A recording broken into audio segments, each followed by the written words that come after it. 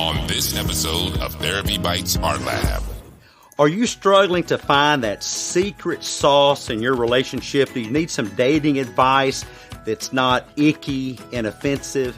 What really works in brand new relationships and what doesn't? We have just the relationship expert the doctor ordered. Literally, that is. We rubbed some keys on the keyboard, and a world-class life coach love expert popped out of the electronic bottle of the internet. And it is just for you T-ballers today. Join us coming up next. Tuned following the interview for On the Couch and Off the Rocker. Our special guest's psycho-silly analysis by Art Lab's own head cabbager, Dr. Ima Freudnot. Welcome to Therapy Bites Art Lab, where Dr. Heath and his special guests share real-life stories of helping and healing. Fresh from the actual therapy couch, while taking a bite out of common counseling missteps and misconceptions. And now, here's Heath and the T-Ball team. Hey T-ballers, welcome back to another great episode of Therapy Bites Art Lab. And our guest's favorite people on the planet all have cold noses and four legs. The four legs part rules me out. Maureen Scanlon is a world-class expert on life coaching through the eyes of your pets. And just what would your pet tell Maureen about you? Join us in the Art Lab today for some good old-fashioned flea-infested fun on an episode we call Furry Coaches, the Secret Psychology of Pets, where we're going to talk about your pets as resident relationship coaches, what your pet thinks about you, pet owner mindfulness, and how your pet can help you get a date and maybe even save a relationship. Maureen Scanlon is the founder and CEO of Maureen Scanlon Life Coaching. She's an author, relationship expert, motivational speaker, positive change integrator, and spiritual coach. She's author of, and get this guys, My Dog is More Enlightened Than I Am, and I think my dog Scruffy would agree with that. And My Dog is My Relationship Coach. Maureen is passionate about teaching and guiding others to nurture the relationships in our lives, taking our lead from animals and the unconditional love that they give. Maureen's certifications include life coaching, NLP, DBT, REBT, ACT, pet psychology, and more, and we'll kind of decode some of those acronyms later. Stay in the stands at the end of the interview, T-ballers, and witness our special guest slug a bite-sized brain ball with your name all over it, clean out of the Art Lab. But Maureen, thank you for being on the show today. I'm so excited to have you. You talk about one of my favorite things in the world, and his ears are probably burning, and his name is Scruffy. He is my 14-and-a-half-year-old wire hair terrier, and he is the most spoiled. He's really not a pet. He's really the dictator of the household. He really runs the show because he tells us when to go to bed. Actually, let me back up. He tells us when it gets dark, it's time to go to the doghouse, which has become our bedroom. We all have to be in the doghouse at 5:30. It's just the way it works. And if you're going to live under Scruffy's roof, you have to obey Scruffy's rule. So we go and eat our dinner in the doghouse, which is also known as our bedroom. And he's just as happy as he can be as long as we're in the bedroom. He tells us when it's time to get up, when it's time to potty. We're kind of all on the same schedule. But Scruffy, he kind of rules the roost. And years ago, I remember I was doing I was behind on reports, as I typically do, run behind on reports. But I decided I would sit out back on the patio and do the report. And I knew I'd spend all night getting this stuff done. Scruffy, as faithful as he is, he came out back and camped out on the little love seat on our patio, and he stuck with me all night long. It was the best coaching I'd ever had, the best support, no offense to my wife, the best support I've ever had. And what you teach is that pets can be our real-life coaches. Tell us a little bit more about that. Oh, yeah. I mean, I love Scruffy, and I haven't met Scruffy, but I already know I love Scruffy. You know, that's the beauty of the dogs is really just, they teach us how to be. They give us this unconditional love that teaches us where to go in life. And I think it's just the ease with which they do it that's where this all started for me with the dogs and the coaching and the books and the podcast. I was recouping from, bad relationship after bad relationship after bad relationship, mostly with narcissistic personality people. And I finally decided I need to stop dating and said, the only common denominator in all these bad relationships is me. And so I'm taking this little soul journey, boohooing in my bedroom. And there was this epiphany moment where all of a sudden I look over at my dogs, and one's by the side of the bed laying there, and then my Chihuahua's on the bed. And I look over and she's looking at me with the most adoring, unconditional love. And I thought, wow, that's it. I don't love myself as unconditionally as my dogs do. That's my problem. And I pinpointed my problem. And from there, that's where it all changed for me. It's how I manifested my husband. It's how I started the coaching business. It's how the book just, came. It was just this channeled thing where, I can take what all the dogs do and give that to people in tips. And that's how it started for me. And that is your book, My Dog is More Enlightened Than I Am? Yeah. So the first one, My Dog is More Enlightened Than I Am, is exactly what I'm talking about now is, finding yourself, figure out who you really are, stop looking for outside validation and look at the things about yourself that's beautiful and wonderful. And when I started the life coaching, what I found was every client that came to me, all I had to do was say 3 words and it changed the trajectory of themselves. And those 3 words were, you are amazing. Oh, wow. And it's weird that we as humans don't hear that or say it to ourselves. And the minute someone says it, we go, yeah, I kind of am. Why wasn't I paying attention to how amazing I am? Well, you took the words out of my mouth. That's what I was going to ask. In your experience, what's the reason people don't do that? Oh, Dr. Heath, from all the psychology, that we've studied, the reason we don't do that is the programming that we've had throughout our lives of criticism.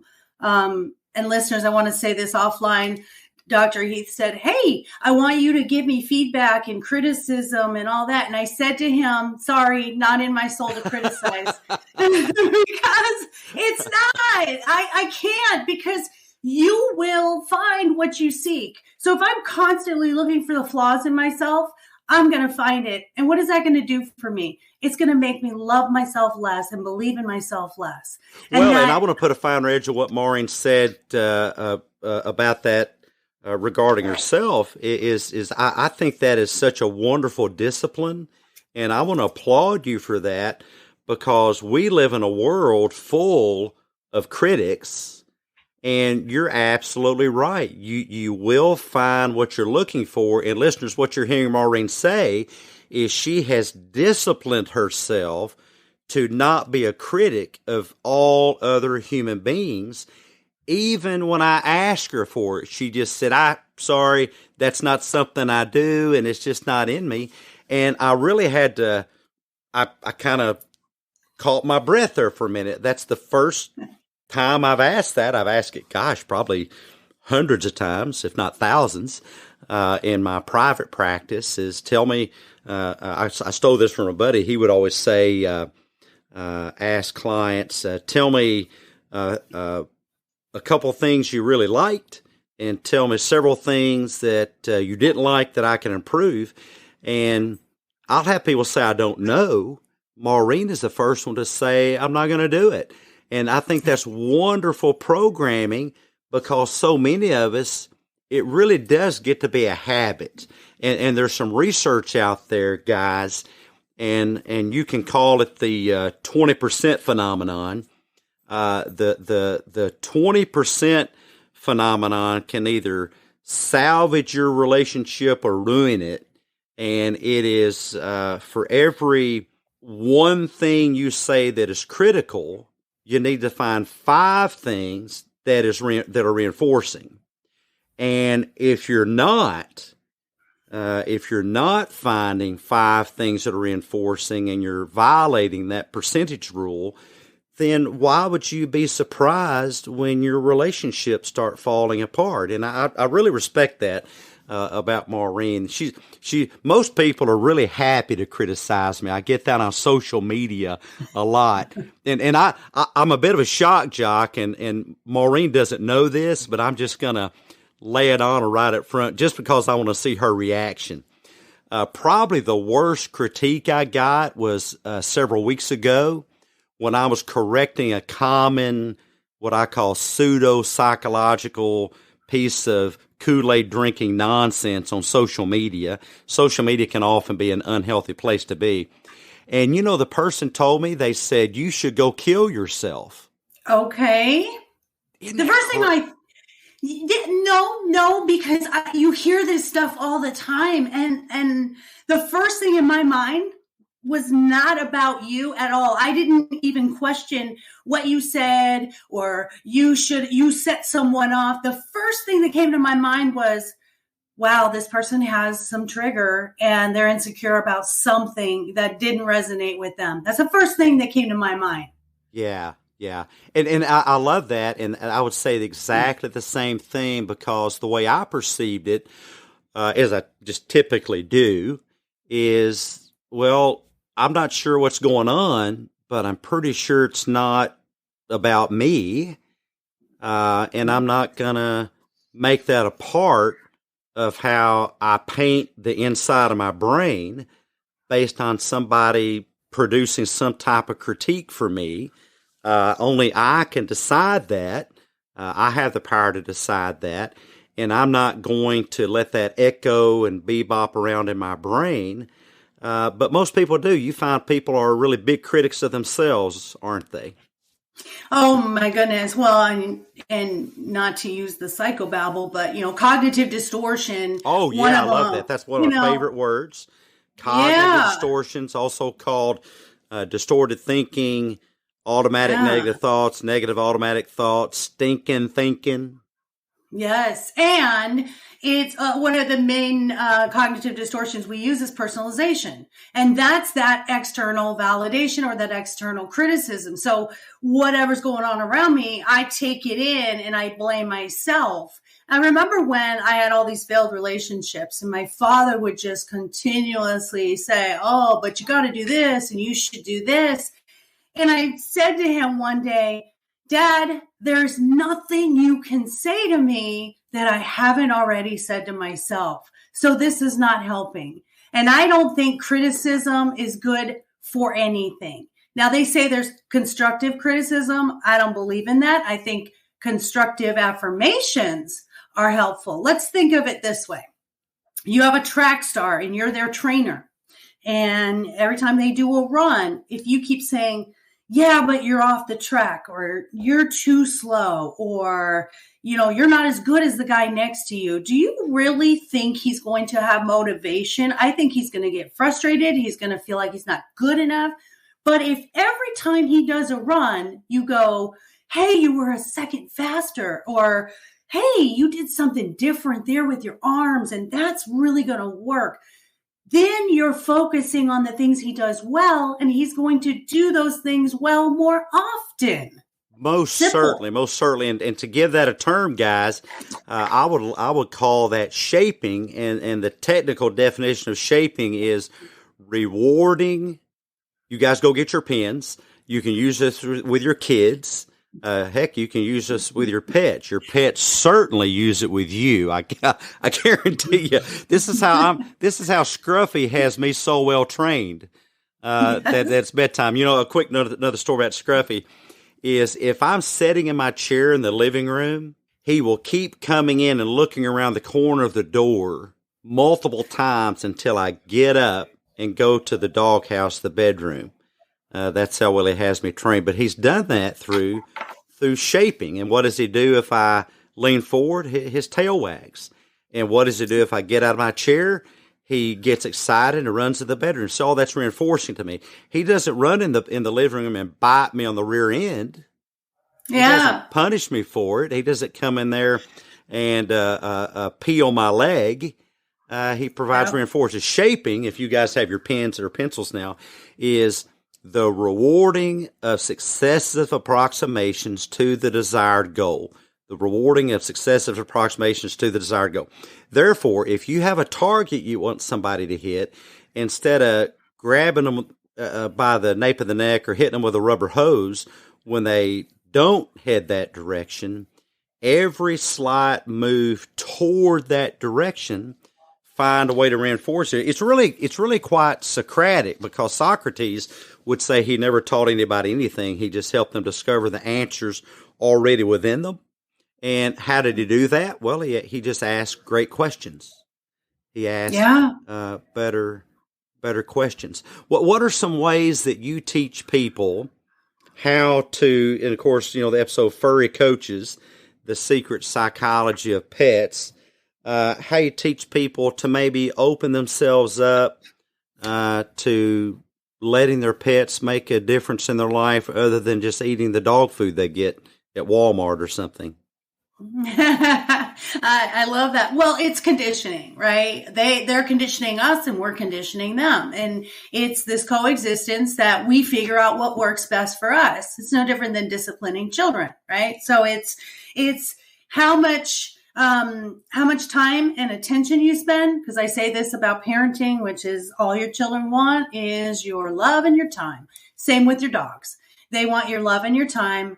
And I say this in my couples coaching, same thing. When you get so busy with life, you're not paying attention to the priority in your life, which is your partner. And that's when things go south. So I believe dogs have even more of an innate, what's the word I want to use? They have more of this innate empathy than people do, where they feel us.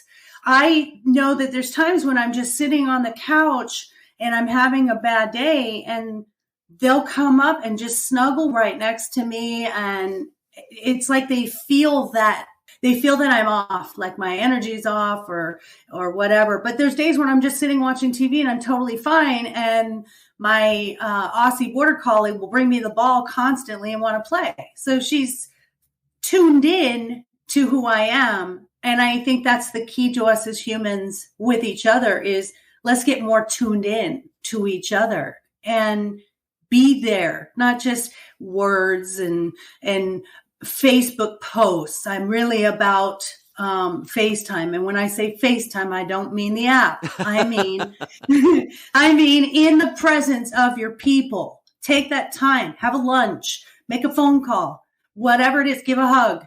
It's this connection that we sort of lost over social media and technology has become too easy. So I think dogs teach us that we need more face time. An alarming colloquialism that I heard was we are now more than ever alone together. We're alone together.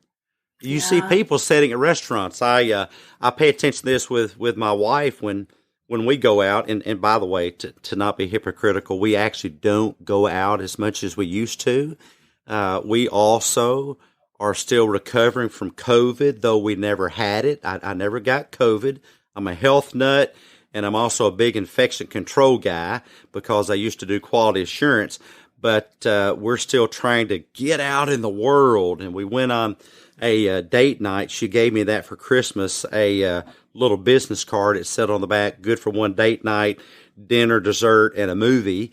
And we went to this little place, and we like to do a forensic psychological analysis of the tables around us. We do too. I know people are going to avoid eating around us after this show. They're going to say, that's Doc Heath. Don't sit near him. He'll be over there analyzing you. But she pointed out different tables, and we would talk about what's going on there. And she said, that's a first date. And I said, really? How do you know that? I mean, might they think we're a first date? No, they would never think we're a first date. But we do that, but we see people that will sit through the whole meal and not communicate with sound waves between them. Yeah. They will, and I didn't know this till I caught my son doing it. They will sit next to each other. This seems like such a bizarre thing, but maybe this just shows how old I am. They will communicate the whole time through their devices. Instead of using their mouth to speak words, and they're sitting 3 feet away. It's sad. And I guess it's good that Apple doesn't sell iPhones for dogs, because our dogs would be in the same sad state as we are now. Exactly. I mean, that's the beauty of dogs, is they don't have time for that nonsense. All they want to do is connect continuously. One of the best ways to look at social experimentation of dogs is go to a dog park. Whether you have a dog that you can take to the park or whether you just go and sit in a dog park, it is the most entertaining. It's better than any movie you're going to watch. It is the most interesting dynamic that you can find. So sadly, I recently lost my border collie, Brody. He was 11 and a half. We lost him on December 21st. He ended up with a osteosarcoma, and tragically 5 days later, he passed. And so we've been taking him to the dog park since he was a puppy. And then I have my little Chihuahua, Jade, and she's just this chunky, big, beautiful girl, 15 pounds. And she just likes to stay with us and trot along. And Brody we'd open the gate and he'd be off and running, and he loved all the owners. So he'd go to every single owner and stop by them and get petted. And then he would make sure, as we were walking around the perimeter with Jade, he would make sure he would come back and check on Jade and make sure she was good, or make sure that we knew, hey, I see you guys.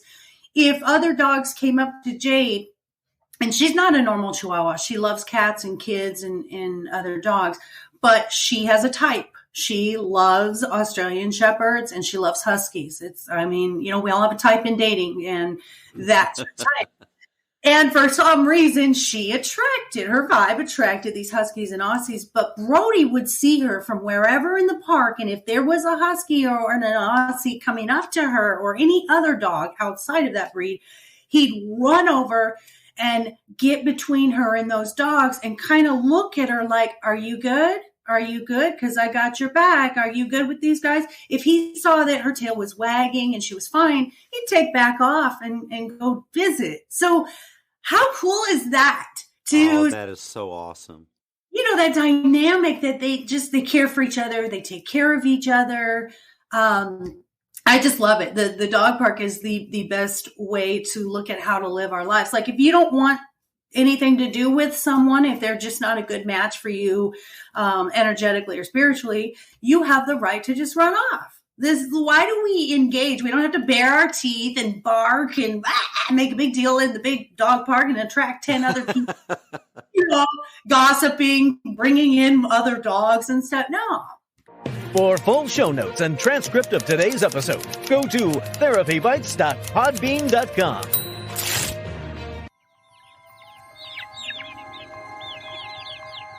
Individual psychological concepts are very different animals from one another.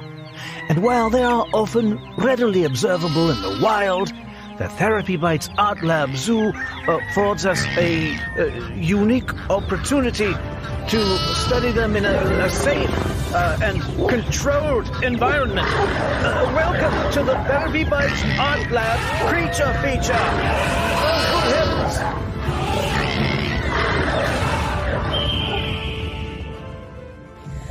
Oh my goodness, I don't know about this. I don't know. I think Uncle George is unhappy with me, based on some of the things that he said at the at the get-together. I don't know if he even likes me anymore. You know, I thought he used to be my favorite uncle, but oh my goodness, I'm probably just overthinking this whole situation. I mean, is it really that complicated? But I think it's that complicated, but I'm really not sure. But hey, T-Ball team, welcome to this episode's Creature Feature. I am your host, Safari Sarah, and I'm calling in from this beautiful rainforest. And can any of you guess what creature I was just giving an example of? I'll give it a couple seconds. Cue the crickets. Anybody? It was the underthinking ant. Yes, now this creature, you will know him because he is a little red ant. He has a little blue telescope, and all he is focused on is one teeny tiny little part of a situation, or a person, or an object, or anything like that. He is not focused on all of the many things that go together with a conversation, or an experience, or a situation. He's only focused on one little thing. And he is also practicing other inaccurate things. He's practicing catastrophizing and mind reading and fortune telling. Oh my! All of those things. So when you get to thinking that, oh my goodness, I'm overthinking this situation, just remember, it's not possible for us to overthink something, but boy, can we underthink it. And when we're underthinking, we're ignoring important aspects of the situation. So when you find yourself doing that, practice some ARTs, some accurate, realistic thoughts. How likely is it that I know exactly what my uncle is thinking? Very, very unlikely. How likely is it that one difficult conversation is going to ruin a relationship? Very, very unlikely. So really, really think about those ARTs when you experience these situations. And I hope you enjoy the rest of the episode, T-Ballers. Catch you in the next Creature Feature. Bye! Thank you for joining us for the Therapy Bites Art Lab Creature Feature.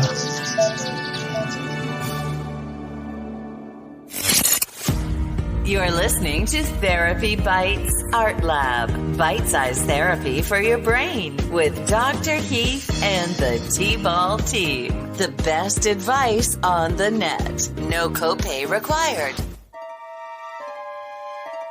You're slipping beneath the cushions of your bobble-headed psychotherapist's couch, leaving behind empty, echoing, cushy, comforting, pseudo-psychological claptrap. Moving into a deeper dimension of your own mind, where distorted thinking, hurting, hopelessness, and regret evaporate into clarity, healing, renewed hope, and newfound resilience. That's the podcast sign up ahead. Your next stop, Therapy Bites Psych-Secrets.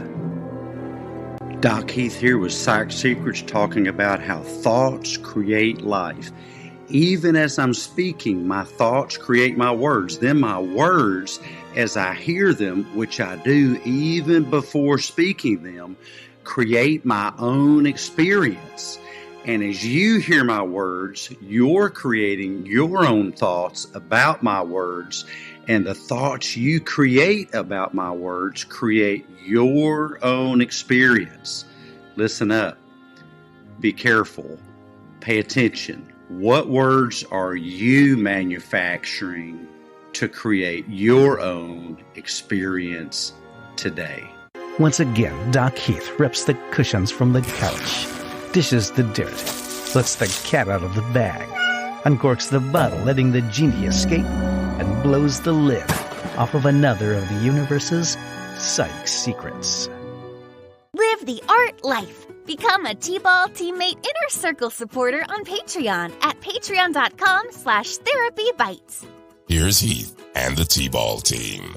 Yeah, I think that it is a problem that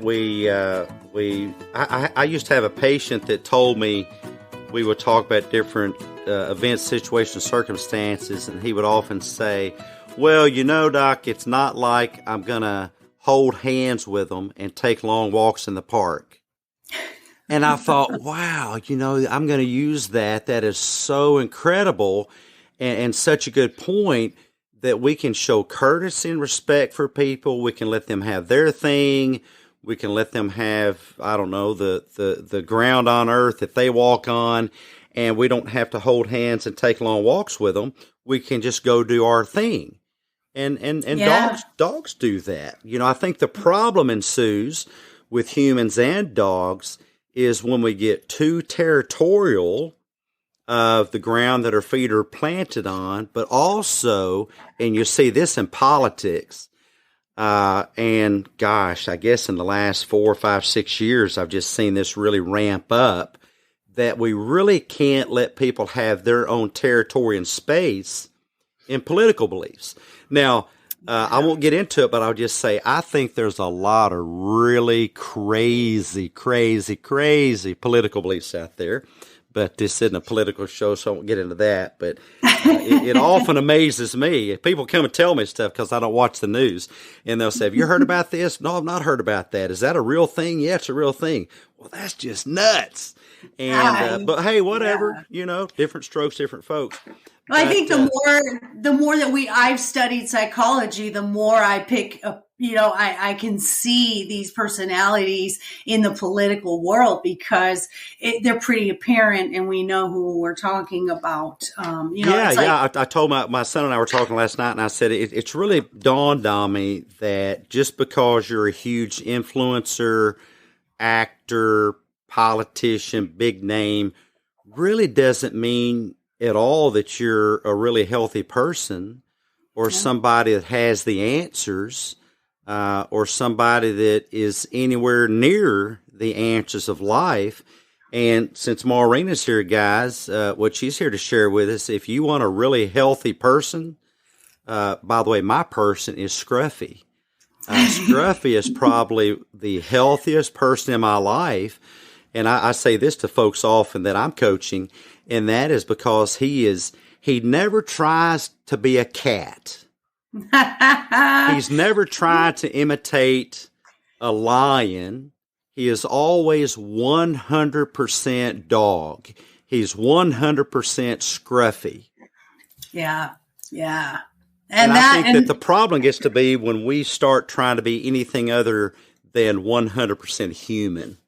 100% what we are. Yeah, who we are, not even what we are, but who we are, because we are not. I was talking to someone yesterday in my podcast, and it's like, you got to ask yourself when you ask a patient or ask a client, who are you? Instantly we'll talk about the labels. Well, I have this much money in the bank. I drive this car. This is my title at work. No. That's not who you are. Or hey, get this. Or I am my diagnosis. Oh, I'm ADD. I'm bipolar. I'm borderline. And I'll often ask, oh, wow, did your mother name you that? Yep. I mean, my mother named me Heath. I love my mom and dad. My mom and dad met at a convenience store on the candy bar aisle, and they thought that Three Musketeers would be a weird name, but they saw the Heath bar they're naming after that. No, I made all that up. That didn't happen. My dad was a big fan of the Big Valley, a Western in the 60s, and there's a guy on there who became the Bionic Man, Lee Majors, and his name was Heath Barkley, and they named me Heath. And I've been a bit of a cowboy ever since. I'm kind of a cowboy in the psychology field because I'm in a shootout every day, because not about people, but just about confusion in the field, just about stuff that we think harms people, and we take that on head on. And that's where my name came from. But no, you don't become your diagnosis. As a professional, I ask people when they tell me their diagnosis, how badly do you want to have that diagnosis? Because I don't want to burst bubbles, but what if you're not that diagnosis? What if you're like the rest of us? What if, and I hate to be the bearer of bad news, but what if you're just human? Yeah, you and I are completely in line with this, because there's a chapter in my book that says, stop labeling me. Because what we do is, when you tell me I'm something, then I start believing I'm that thing. And then my behavior reflects that thing. So if I'm ADD, which I reframe into, I have focus challenges. So I don't have to be. Thank you. That is so. All you guys out there that are sabotaging yourself with the ADD, ADHD label, your mama didn't name you that, but yes, you may have challenges with focus. I have challenges with focus, but I'm not gonna program my brain in a distorted way that's gonna shape my own reality by telling myself nasty stuff about myself. Yeah, you're just going to make an excuse for your behavior. You're not going to change it. Yeah. My son was diagnosed with ADHD at 7. He got held back in first grade, which is, when I look back, hindsight 2020, I should have never done that.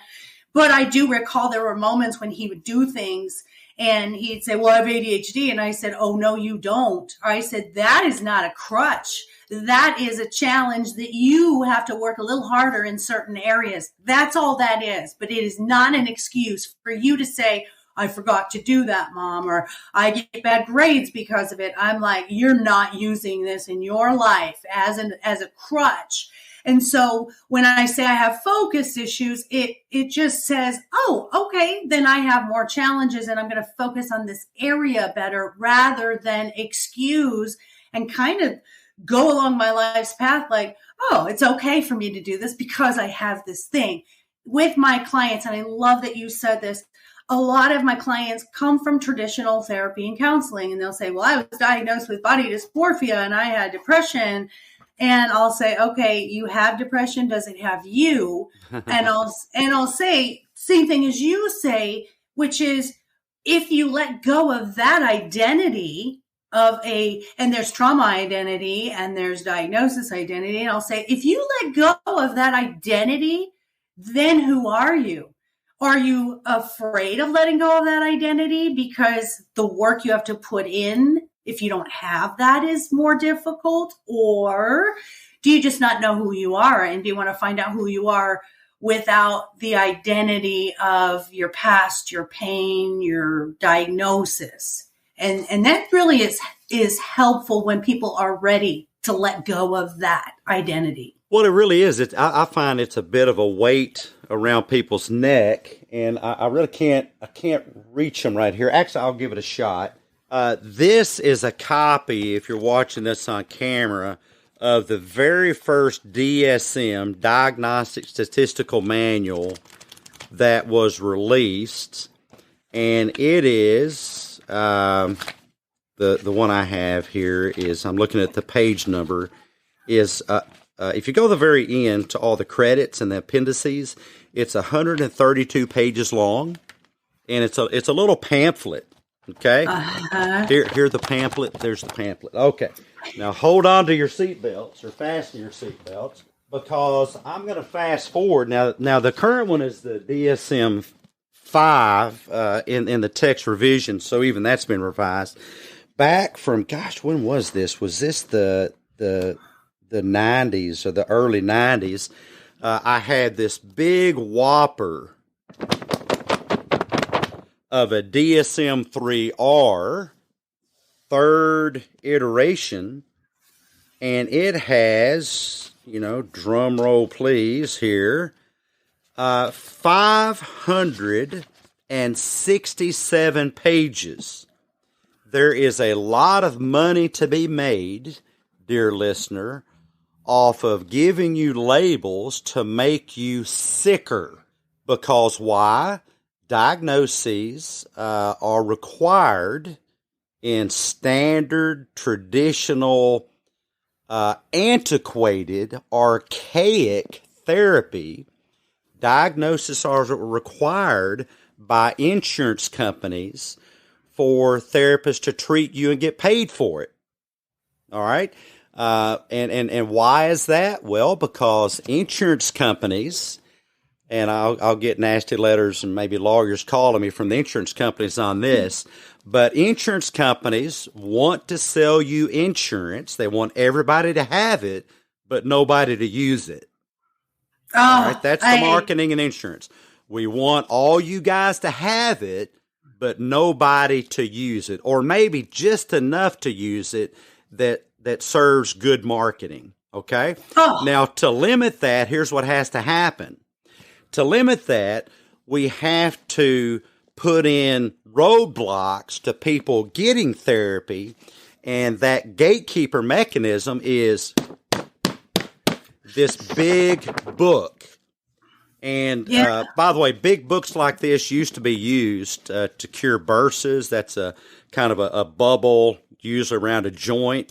And that's the best thing this book could be used for, is curing that burst. I had one in my thumb here one time, my thumb joint, because old-timey doctors would have you place your hand on a table and take a big book like this DSM-3 and smack your hand with it and just burst it, you know. But other than that, as a practice... But I need to back you on this. And so if you get the hate mail, then go ahead and send it to me too. I was in the medical field for 28 years. I started in nursing and I ended up in the financial side of it, which is exactly what I did. It was billing and coding. And you are absolutely right. When I started in the field, there was no such thing as medical necessity. And doctors could order whatever they felt was necessary. Well, guess what? The government owns Medicare, and the government then stepped in and said, well, we're going to decide if we think this is necessary for your health. And then you are absolutely right. Everything is driven by these insurance companies. And then that ICD-10 book, which is the coding of diagnoses for health and for treatment, it has become, we only do the effect medicine. We don't do the cause. And there is no preventative. And that is where it drove me crazy. And I said, I got to get out of the medical field. And I was intrigued with the behavioral health side of it. Worked in an ER trauma center. And I was always fascinated. And I worked graveyard shifts. And when there was a full moon, everybody would go, oh, okay, buckle up. There was something about that. And I was always fascinated by the behavioral health patients that came in and had such empathy and sympathy for these patients. And, you know, sadly, in the ER arena, people would like sort of make comments about the behavioral health patients and, oh God, we got a crazy one. And it just, it struck a nerve with me, Dr. Heath. And I'm like, but you guys aren't understanding the why behind what got them to this place where they are right now. And my heart broke. And I think that was just, it just carried me through the path. But yeah, I'm with you on the soapbox. It's really kind of ironic to think that as a profession, and by the way, listeners, this does tie into the pets. I'll get back to the pets. I know, sorry. In just a moment. But it's ironic for we as a profession to think that we have to make people sicker by giving them a label to make them better. And there's been it's called semantic creep, where at one point, based on the ADHD diagnosis, which is really very much funded by the pharmaceutical industry, a little psych-secret there, funded by the insurance, or not the insurance industry, but the pharmaceutical industry. And that is that half of the people in the nation could have been diagnosed with ADHD based on how broad that definition. So really, I tell people these days, everybody has ADHD by that definition. Yep. Which means no one has ADHD, which means that this attentional struggle is a very human thing to have. All humans struggle with attention. If you're listening to this audio, if you're watching this video, I'm sure you've not tracked every word that I've said. You can replay it, but we all struggle with attention. But the labels are very unhelpful. And by the way, back to the pets, your pets, and Maureen, you're more of an expert here than I am at this, but my theory, my supposal, my hypothesis is that pets don't really have labels for humans. They may have a category, and that category is either you're dangerous to me or you're not dangerous to me. It's one of the other. You're dangerous to me. But the label that Scruffy has for me is I'm a human. And I'm a human that is not dangerous to him. And he will let me do anything that I want to him, because the only label he has for me is a non-dangerous human. And I think that's a label that we need to start using with each other. I mean, so long as the person doesn't have a knife or a gun or some, weapon, that people in general, your spouse is not dangerous to you because they disagree with you. Scruff is not dangerous to me, and he disagrees with me a lot. I would like to stay in the living room until 7:30. Scruffy disagrees. and I will relent, and I'll just, I'll go to the bedroom. And a non-dangerous human. Hey T-Ball team, thanks for listening to part 1. Tune in next week for part 2 of Furry Coach's Secret Psychology of Pets with our special guest, Maureen Scanlon. Grab some of this episode's guest merchandise, specially designed to help keep this episode's message top of mind in your life. Don't forget friends and family members who could use an Art Lab mental boost too. Just go to therapybites.myshopify.com. Hey, T-Ballers, thanks so much for being with us today. If we brought value to your day, show us some love by leaving your positive feedback and inviting some friends to listen in and join the T-Ball team. Next time on Therapy Bites Art Lab. That our dogs are the most mindful creatures, on the planet.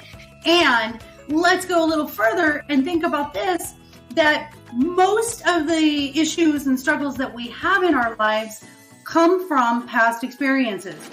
Government legal gobbledygook. Therapy Bites is not intended as a diagnostic or as an alternative to professional clinical treatment. Resources and advice are for information and entertainment purposes only. Brought to you by someone saying things you don't like? Tape that nagging loudmouth shut. Government-approved speech tape. Gas tape. Now available at your local hardware store. Therapy Bites Art Lab is not an approved, endorsed, authorized, butt-kissing affiliate of the United States Special Offense Assessment Police. SOAP for short. Warning. Consumption of Therapy Bites Art Lab content by Kool-Aid drinking, stinking, thinking, social media, pseudo-psychological pushing, wacky woke, anti-free speech, mumbo-jumbo advocates may cause spontaneous internal skull combustion, stomach discomfort, and or laxative effects. Allergy warning. Therapy Bites is manufactured in a facility that challenges nutty distortions, processes nuggets of accurate, realistic thinking, and life-affirming beliefs. This is the audio version of the legal fine print. Why are you still listening to this when you can catch the next great episode of Therapy Bites Art Lab with a good friend or family member? Really? Are you still there? This is getting silly. Move on to the next psychologically thrilling episode of the best advice on the net. No copay required. Me eat copay. Yeah, with Dr. Heath and the T-Ball team. Go ahead, don't be podgoraphobic. Scoot, scoot, scoot. On to the next episode.